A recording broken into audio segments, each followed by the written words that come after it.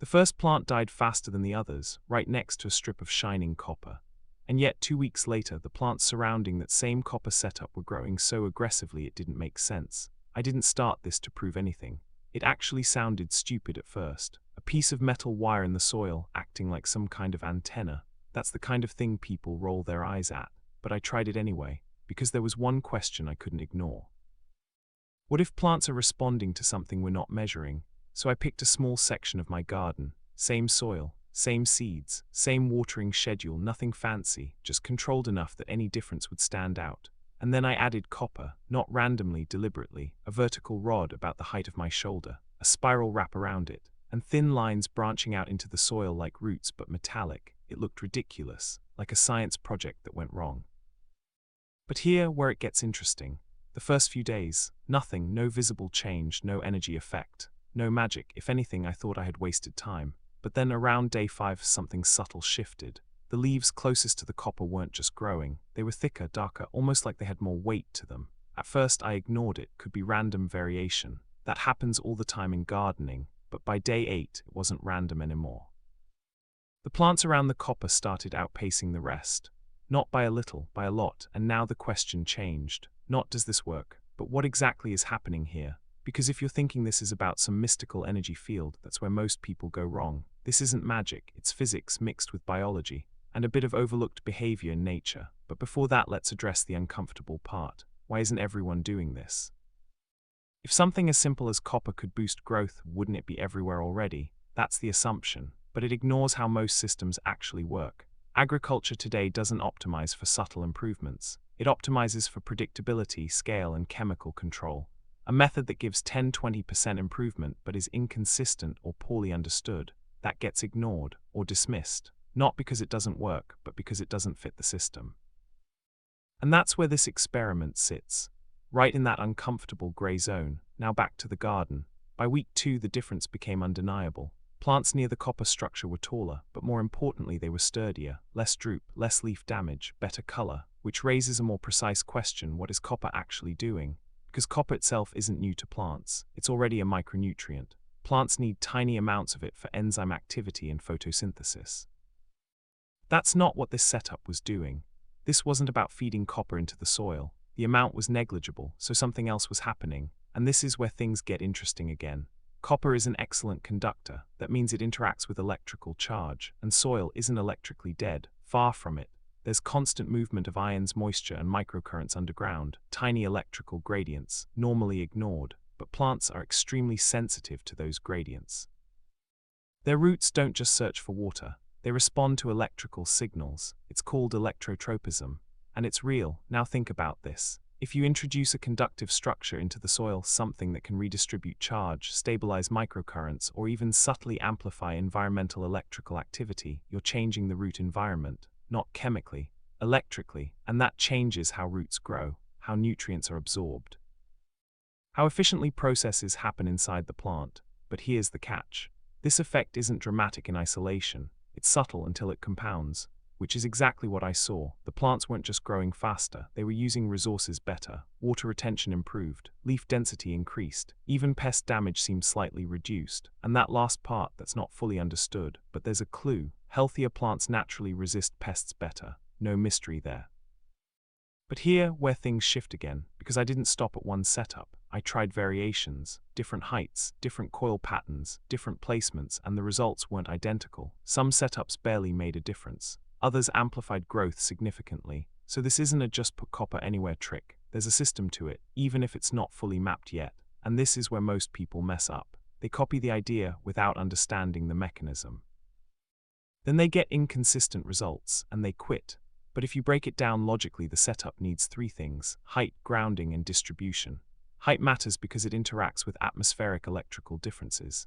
Even in clear weather, there's a voltage gradient between ground and air, small but real. The vertical copper rod taps into that, not dramatically, but enough to matter at micro levels. Grounding matters because without proper contact with soil moisture, nothing flows. Dry soil kills the effect, which is why watering patterns changed the results in my tests. And distribution, that's where the spiral and branching come in. It's not decoration, it spreads whatever electrical influence exists across a wider root zone. More coverage, more interaction. and better results, but here's the part nobody tells you. This isn't a miracle. It won't turn dead soil into a jungle. If your soil is garbage, it stays garbage. If your watering is inconsistent, results drop. This only amplifies what's already working, which is why it looks magical in some cases and useless in others. And that's also why it stays under the radar, because it requires attention, observation, adjustment. Most people don't want that. They want fixed inputs, predictable outputs. Fertilizer, water, done. But this is more like tuning a system. And that makes it uncomfortable, because now you're responsible for understanding what's happening, not just following instructions. And here, where it gets even more interesting. After about 3 weeks, the growth difference plateaued, not reversed, just stabilized, which suggests something important. This isn't infinite acceleration, it's optimization. Once the plant reaches a certain efficiency, the advantage levels out, and that actually makes sense.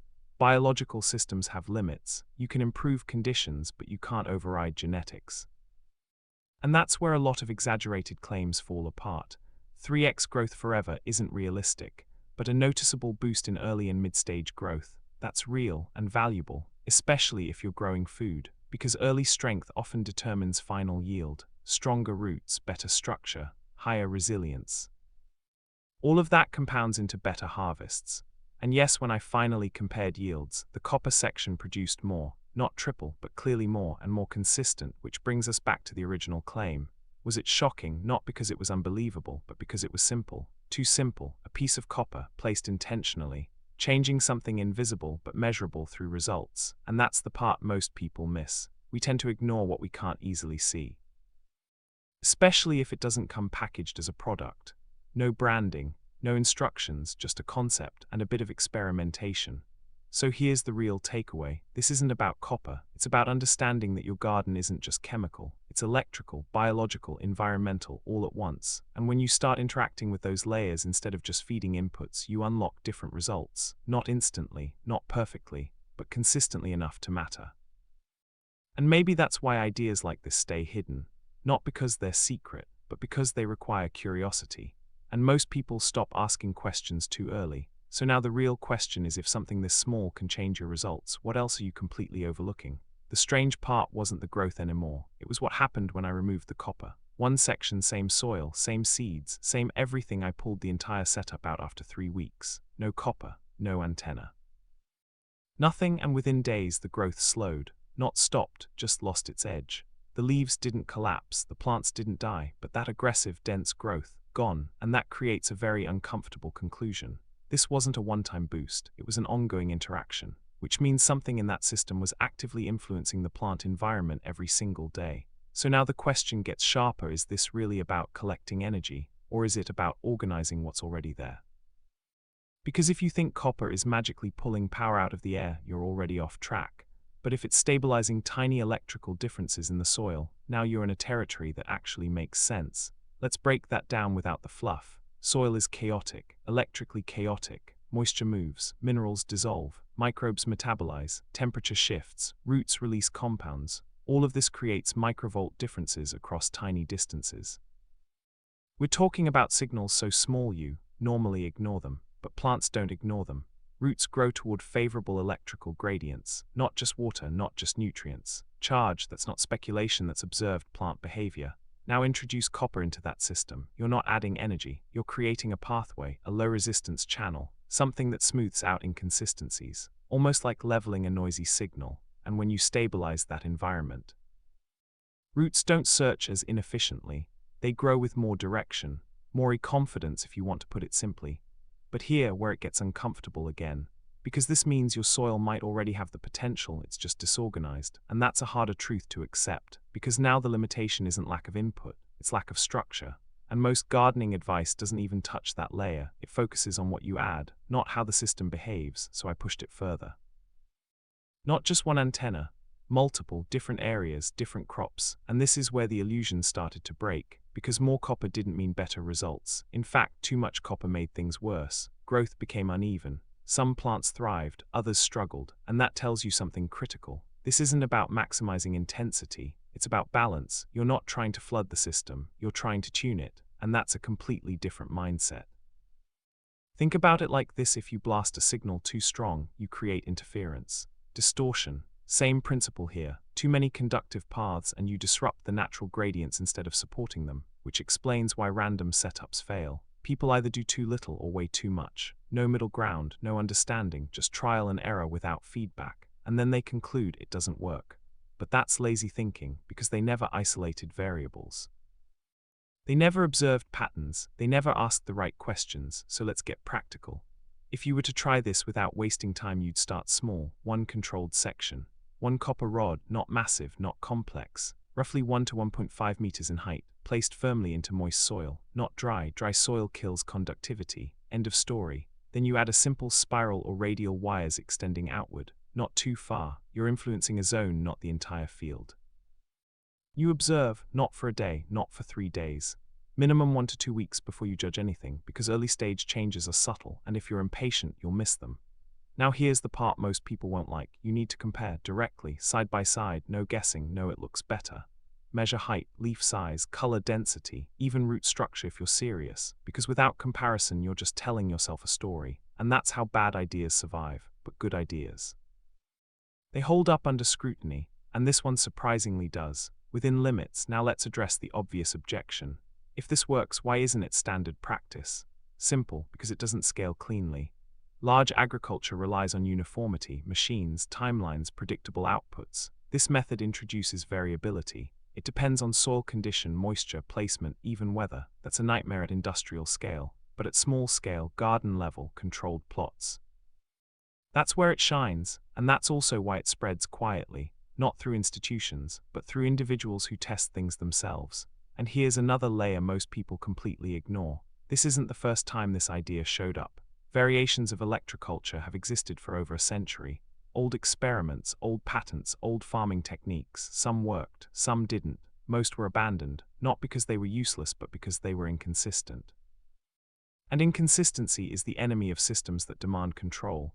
So the knowledge never disappeared, it just stopped being developed. And that leaves you with a choice. Ignore it because it's not mainstream, or test it because it's plausible. But don't sit in the middle pretending you know. That's just intellectual laziness. Now let's talk about the part you actually care about. Results, not theory, not explanation. Outcome.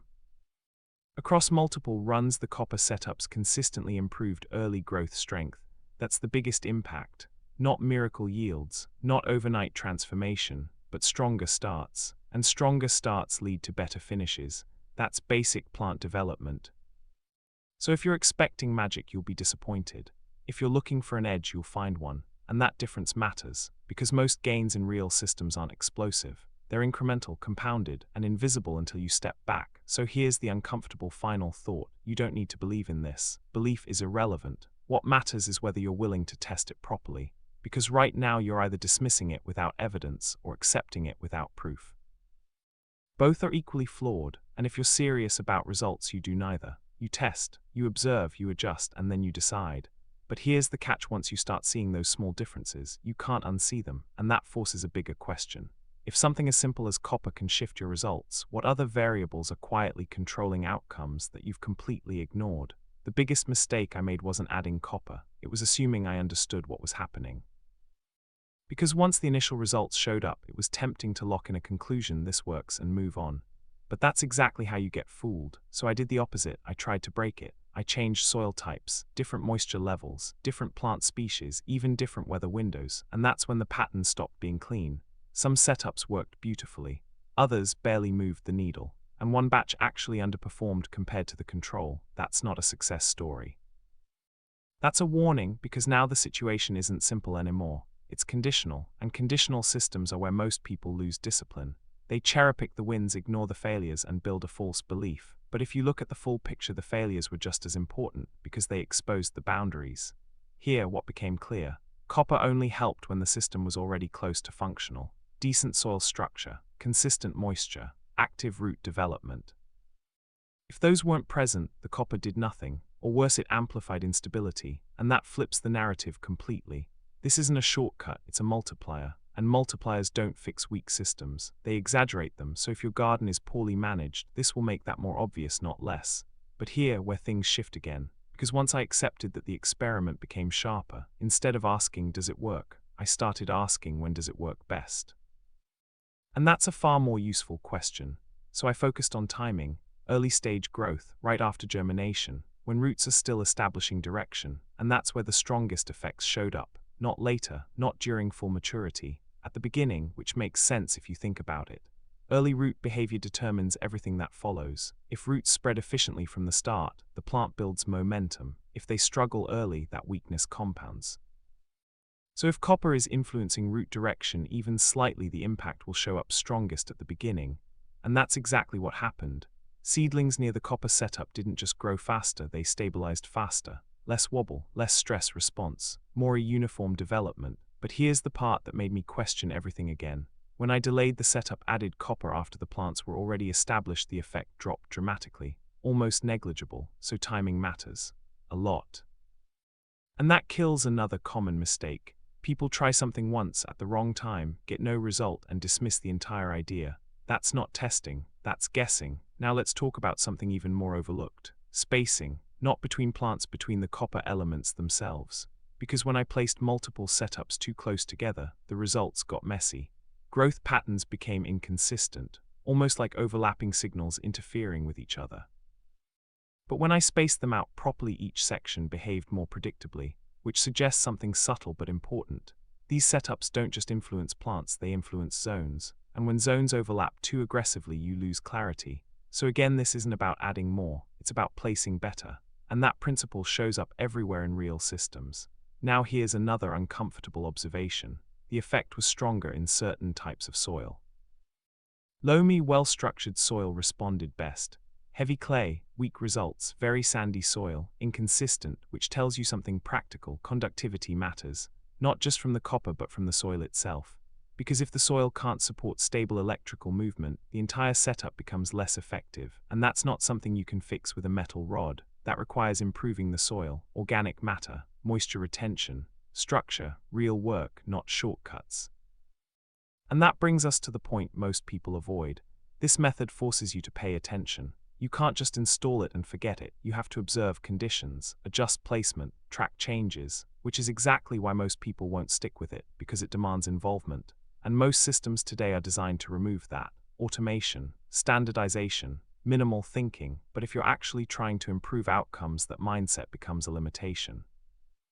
And this is where the idea becomes bigger than copper, because now you're not just gardening, you're experimenting, you're interacting with the system. And once you start doing that, you begin to notice things you ignored before. Subtle differences in growth patterns, micro-variations in soil moisture, plant behavior that didn't make sense earlier. And suddenly the garden stops being static. It becomes dynamic, responsive, which leads to a different kind of control, not rigid but adaptive. Now let's cut through the noise again. What does this actually give you? Not hype, not theory, real outcome. If done correctly, you get stronger early growth, more efficient roots, spread slightly improved resilience, more consistent development, not miracles, not guaranteed success, but a measurable edge. And in real systems, edges are everything because they stack. But here, the final layer most people never reach. Once you start tuning one variable, you realize how many others are completely unoptimized. Watering timing, soil aeration, sun exposure angles, plant spacing, all interacting, all affecting results, and suddenly copper isn't the story anymore, it's just the entry point, the thing that forced you to look closer, and that's where this experiment actually leads.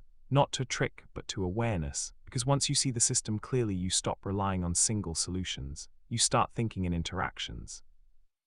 And that's when results actually improve, not instantly, but consistently.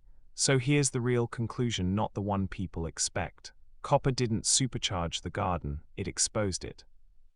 Showed where it was already strong and where it was weak. And if you're honest, that's far more valuable, because now you're not guessing anymore, you're seeing. And once you reach that point, there's only one direction left. If this one variable changed your results, what happens when you start dialing in all the others? In the end, the copper didn't prove a miracle, it proved a point. Because if you strip away all the noise, the antenna, the patterns, the theory, what actually happened is simple. A small, controlled change in the environment produced a consistent shift in results. Not massive, not magical, but real, and that's where most people completely misread this. They look for something extraordinary, something dramatic, something they can copy once and be done. But that's not how real systems work. They respond to pressure, to structure, to small advantages applied correctly. And this was one of those advantages. Nothing more, nothing less. The copper didn't create growth out of nowhere. It didn't fix bad soil. It didn't override poor habits. It simply made an already functional system work a little better. And that little better is where the entire value sits, because that's how actual progress happens. Not through one big breakthrough, but through layered improvements that compound over time. Now here's the part you need to be honest about. If you watch this expecting a shortcut, you miss the point.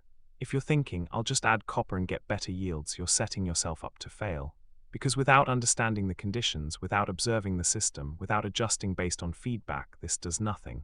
Or worse, it gives inconsistent results that confuse you even more. And then you'll do what most people do. You'll dismiss it, not because it doesn't work, but because you didn't work through it properly. That's the uncomfortable truth. This method rewards attention and punishes assumptions, so the real takeaway isn't use copper. It's this: your garden is not a fixed formula, it's a living system. Electrical, chemical, biological, all interacting at the same time. And the moment you start treating it that way, you stop chasing tricks and start building control, because now you're not asking, what do I add? You're asking, what's actually happening here? And that's a completely different level of thinking, one that most people never reach because it requires patience, observation, and a willingness to be wrong at the start. But if you do reach it, you don't just get better results, you get predictable ones, and that's the real goal. Not bigger harvests once, but reliable outcomes over and over again. So no, the copper antenna isn't the answer, it's the trigger, the thing that forces you to look deeper, to question what you assumed was already understood. And once you do that, you realize something uncomfortable. The biggest limitations in your results were never external, they were in how you approach the system.